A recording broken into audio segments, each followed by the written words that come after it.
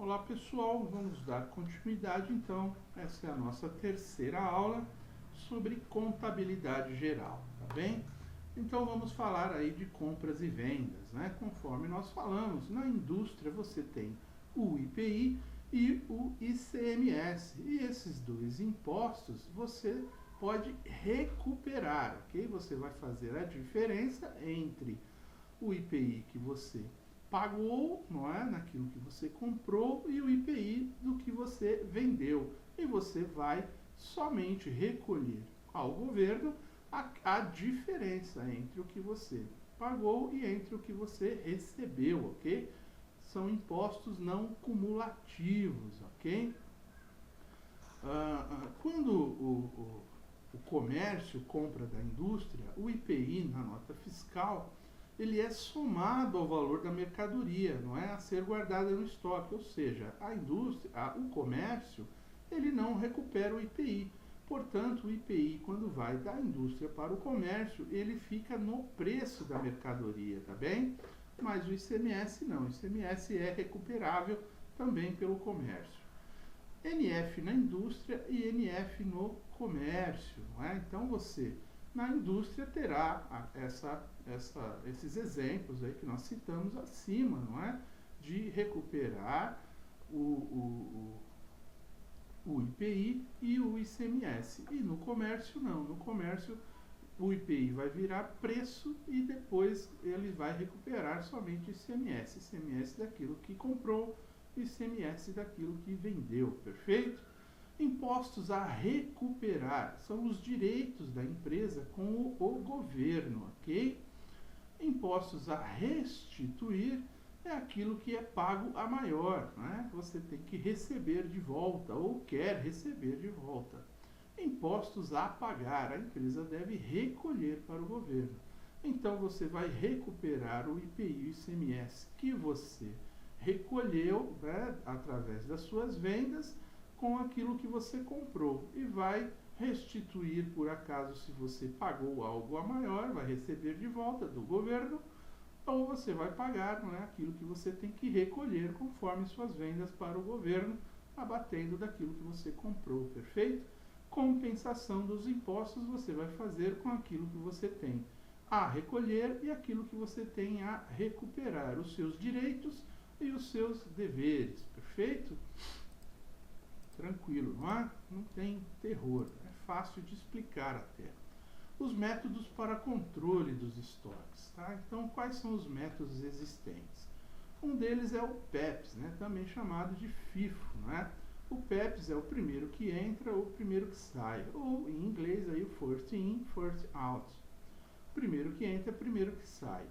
O PEPS ele tem uma característica de aumentar o lucro, né? O lucro bruto da empresa, porque você está vendendo o primeiro que entrou, não é? Ele é o primeiro a sair, ou seja, ele teoricamente, se você tem valores menores de compras, né, no primeiro período para um segundo período. Então, o lucro, no cálculo do lucro, a despesa será reduzida, não é? Porque o CMV ele será reduzido, porque você estará abatendo um valor menor, ok? Ele reduz também o cálculo, né, do próprio CMV, do custo da mercadoria vendida, não é? Quando ele pega um saldo mais antigo que provavelmente tem um valor menor de quando você comprou, ok? E ele aumenta o estoque, né? O valor dos seus estoques ele vai ficar mais elevado, porque ele vai ter o valor das últimas mercadorias, né? Que são as mercadorias provavelmente mais caras, não é? Mas falando aí de um mercado onde você tem aí uma inflação, né? Um mercado não estável, ok? Um mercado estável, isso não vai fazer muita diferença, né? O preço vai estar ali bastante equilibrado, não tem tanta diferença, mas sempre tem, por menor que seja, por isso o PEPS é utilizado, ok? E você tem o EPS, o último que entra e o primeiro que sai, né? Ou o LIFO, Last In, First Out, em inglês, é o último que entra, o primeiro que sai. Ele reduz o lucro bruto da empresa, não é? Ele faz com que o seu lucro bruto caia, porque você está aumentando o valor do custo da mercadoria vendida, né? Pegando os valores das mercadorias que você comprou por último para abater do valor, não é? Mesmo que você não faça isso fisicamente, você utiliza o valor aqui para abater, não é? Das vendas, e isso reduz bastante o lucro, isso reduz o que você tem que pagar de imposto, óbvio, não é? Reduz o valor do estoque também, porque você está vendendo, né, usando os valores mais atuais, né, os valores mais novos de mercadoria, e ficando no estoque apenas as mercadorias com aquele menor valor. Não é aceito pelo fisco do Brasil, lógico, não é? Você diminui o lucro bruto, paga menos imposto, logo o fisco no Brasil não aceita, ok? Então você tem que utilizar o PEPs. Ou outras formas que nós temos aqui, ó. Nós temos a média móvel, né? A média ponderada móvel. Todas as vezes que ocorrer uma compra, o valor dela será somado ao estoque já existente e será calculado um novo preço médio entre os dois valores. Ou seja, você vai fazer sempre que você comprar algo novo, quando ele for entrar no estoque, você vai pegar o valor que você tem, né, de compra mais o valor do seu estoque, vai somar as quantidades das duas, né, o que você tinha em estoque e o que você acabou de comprar, e você vai dividir, né, a soma dos dois valores pela soma das duas quantidades. Por isso é uma média ponderada, ok? O valor total é dividido pela quantidade. A média ponderada fixa, você não vai fazer isso durante, né, assim, exatamente em cada compra. Você vai fazer apenas uma vez por período, uma vez por mês, por exemplo, tá? Todas as compras ocorridas durante o mês são somadas. No final é que será apurado o preço unitário. Todas as unidades vendidas durante o mês serão baixadas do estoque de uma única vez pelo preço médio fixo apurado. Então, o valor do estoque ele somente será corrigido mensalmente, ok? A média fixa ela é aceita se for utilizada mensalmente, tá? O fisco aceita que seja feito. O valor, né, o controle de estoque de quantidades é uma coisa, você vai controlar o seu estoque direitinho, mas a valorização do estoque você fará apenas no final do mês, né, utilizando lá estoque inicial, mais compras, menos estoque final, o valor, né, de todas as compras serão somados e aí você vai tirar uma média ponderada fixa, ok? Também ponderada porque é feito mês a mês, não é? Vamos falar então agora dos fatos contábeis, não é? Você tem os fatos permutativos, né? São aqueles que não alteram o patrimônio líquido. Você está trocando apenas as contas dentro do balanço, né? Por exemplo, quando você passa de caixa para estoque, né? Ou de bancos para estoque. Quando você faz isso, eles não mudaram, o valor continua dentro do ativo, só que ele permutou, não é? Ele foi de uma conta, né, devedora para uma outra conta devedora, né? Uma conta do ativo, uma para a outra. Os modificativos diminutivos, né? Quando você reconhece as despesas, ou seja, além de você modificar de uma conta para a outra, né, conforme a competência, você tem aí uma despesa, não é? Você mudou do ativo para o passivo ou do passivo para o ativo e você reconheceu uma despesa que reduz o patrimônio líquido na hora que você apura resultado, ok? Um fato modificativo ou aumentativo é diferente quando você faz o reconhecimento das receitas, né? Aquilo que você vai aumentar o seu patrimônio líquido, perfeito? E temos também os fatos mistos diminutivos, não é? Você ou um composto diminutivo. Você, além da permuta, né, você também vai ter uma perda, ou seja, uma despesa maior, né, do que você esperava, como por exemplo a despesa de juros, né, se você pagou algo atrasado. E um fato misto aumentativo é o contrário, né? Você terá uma permuta com ganho, né? Você vai ter ele vai ter aí um fato composto aumentativo. Você recebeu um juros ou algo que o valha, ok? Esses são apenas um registro sobre fatos contábeis, né, para você ficar atento a qualquer tipo de observação sobre esses casos, ok? Vamos falar então agora de operações financeiras. Notas promissórias, né, são títulos de crédito emitidos pelo devedor, não é? Os que será nesse caso considerado sacador. Representa uma promessa de pagamento e essa é por quem vai receber, que será o sacador, não é? Então, na verdade, aqui ele será o sacado, né, e não o sacador. O sacador é quem emite a nota promissória, porque ele está pegando aquele dinheiro, né, ele está sacando aquele dinheiro. E quem está,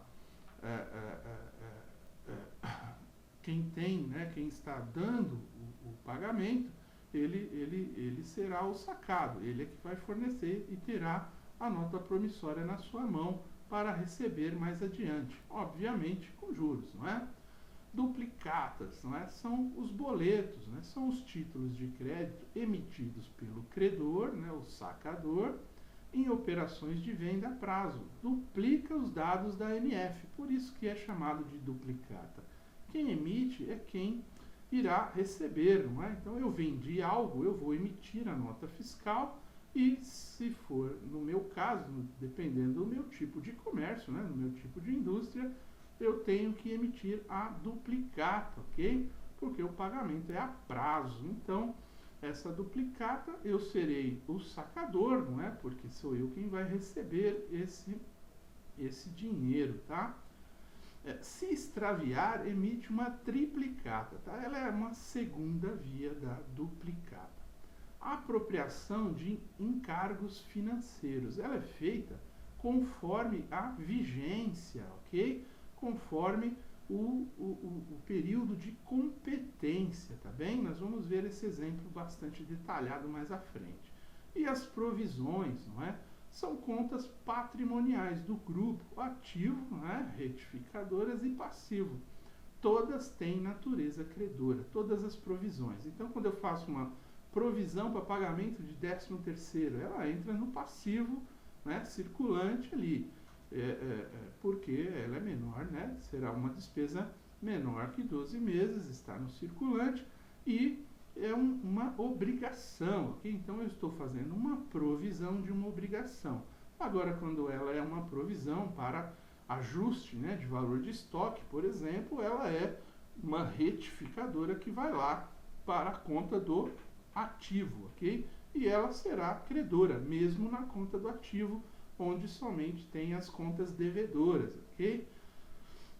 Nós já vimos isso lá atrás, estamos aqui apenas reforçando. Ainda falando de operações financeiras, vamos falar das aplicações financeiras. Nós temos a pré-fixada, né? Os juros, eles são a apropriar, não é? Então você já faz uma aplicação sabendo, né, qual que é o valor que você vai receber. E a pós-fixada, que você não sabe, não é? Então, esses juros, eles vão entrar lá como receitas mais adiante, ok? As ações, não é, são fundos, não é, que você vai aplicar. É considerado renda variável, tá bem? E o que são os derivativos, né? Eles derivam de uma outra coisa. Por exemplo, venda da soja, né, petróleo, ouro, antecipado pelo valor fixado. Uma ponta corre risco e a outra não, tá? Isso é renda variável, ou seja, quem corre o risco? Quem está aplicando. Se o valor disso mais à frente, não é? Ó, eu te comprei por um determinado valor, mas na hora que eu vou te entregar o valor mudou, tanto para cima quanto para baixo. Somente um dos dois lados vai correr esse risco, não é? Quem está fazendo o investimento, ok? O outro lado não corre risco algum. Isso também é considerado renda variável, não é? Títulos públicos, né? Normalmente tem a finalização aí de LTN nas bolsas e os privados, que são os CDBs, ok? Isso é renda fixa. A poupança também é uma renda fixa, ok? Empréstimos, não é? Nota fiscal, nota promissória emitida, não é? É um tipo de empréstimo. Debêntures emitido, minha empresa emite os debêntures, né? Então eu recebo esse dinheiro. Somente as SAs, né? É uma forma de endividamento mais barato. Uma forma de você financiar a sua empresa sem pegar o dinheiro em banco, né? Então você emite debêntures, uma taxa ali que você considera boa. Se a sua empresa é bem cotada no mercado, as pessoas vão adquirir aquele debêntures, né? Para receber aqueles juros mais adiante, conforme estipulou ali. Para a empresa é bom, porque é um juros, né? Um valor menor do que o valor do banco. E para quem está comprando também, porque ele também não conseguiria aquela taxa, né, aplicando dinheiro num outro banco, ok? O desconto em duplicata, ele é redutora do passivo, né, pro rata, ou seja, conforme vai acontecendo as duplicatas. Então você vai lá com várias duplicatas que você possui a receber, não é? E você desconta num banco para antecipar o crédito. Então aquele total daquelas duplicatas, elas têm lá várias datas de recebimento. Então você vai colocar isso como uma conta redutora no seu passivo, né? Todas as duplicatas antecipadas, porque elas virarão uma obrigação sua. Você antecipou uma receita, perfeito? Vira uma obrigação, conforme vimos lá atrás. E a partir daí, na medida que forem pagando, não é, o banco, as empresas forem pagando o banco, um resultado que você já recebeu, é óbvio que o banco vai, além do valor da duplicata, ele vai cobrar uma taxa, não é? Então você vai receber um valor menor. Então isso vai reduzindo conforme vai pro rata, né? Conforme o banco vai recebendo, ok? Desconto em cheque é a mesma coisa, não é? Você também é uma forma de você fazer um empréstimo, tá bem? Então vamos voltar aqui a falar das provisões, né? As provisões do passivo, né? Eles reconhecem obrigações a pagar futuramente, não é? Provisões para férias são todas contas do passivo, não é? São contas credoras que você vai registrar no passivo circulante normalmente, ok?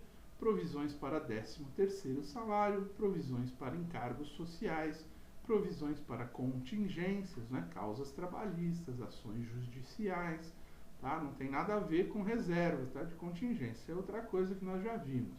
Nós estamos aqui falando das provisões. Provisões para impostos, não é? Que não são sobre vendas, não é? Nós falamos de todos os impostos de vendas. Mas nós temos outros impostos que não são sobre vendas, né, que nós temos que pagar, ok? Toda provisão tem como contrapartida uma conta devedora de despesa, uma conta de resultado. Então, quando você faz uma provisão, você depois vai ter a despesa realmente, ok? Então, quando você tiver a despesa, ela será um débito e será um crédito na conta de provisão, ok? Que estará no passivo lá. Ela tem uma conta de resultado, né? Você vai fazer uma conta de resultado entre as duas coisas, perfeito? Quando deixar de ser necessária, não é? Você faz a reversão das provisões, ou seja, a despesa já aconteceu, então você vai fazer a reversão, ok? Ajustando, né, as duas contas lá no balanço, lá no balancete, né, no razão, ok? Muito bom. A depreciação, né? A depreciação representa o desgaste ocorrido nos bens tangíveis do imobilizado, ok? Menos os terrenos, conforme vimos, não é? Devido ao uso, né? Ao uso desses itens, né? As ações dos agentes da natureza e a própria obsolescência do item, ok? Então vamos falar aqui sobre vida útil, né? Que é o tempo utilizado no processo da depreciação. Os imóveis, por exemplo, você vai depreciar em 25 anos. Máquinas e equipamentos em 10 anos, móveis e utensílios também em 10 anos, veículos em 5 anos, não é? Quando? No mês em que for colocado em uso, conforme já falamos. Então, você vai contabilizar uma despesa, né, em depreciação e um crédito em depreciação acumulada, conforme falamos. Será uma conta redutora do ativo, ela será uma conta credora dentro do ativo, tá bem? Você terá lá o valor dos bens e o valor da depreciação acumulada lá no ativo, fazendo a redução do valor do bem, tornando o valor contábil, não é? Calculando assim o valor contábil do item, não é? Do patrimônio, perfeito? O valor contábil, conforme falamos, ele representa o quê? É o valor da aquisição menos a depreciação acumulada.